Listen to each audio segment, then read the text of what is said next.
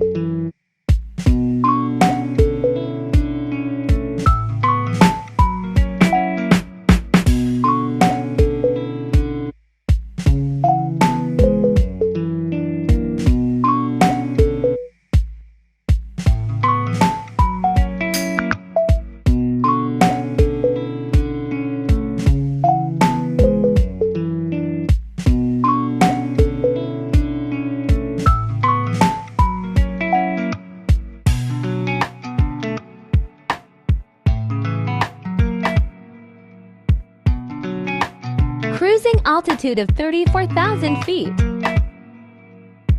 The Pyrenees. Landing approach to Palma de Mallorca on runway 24L.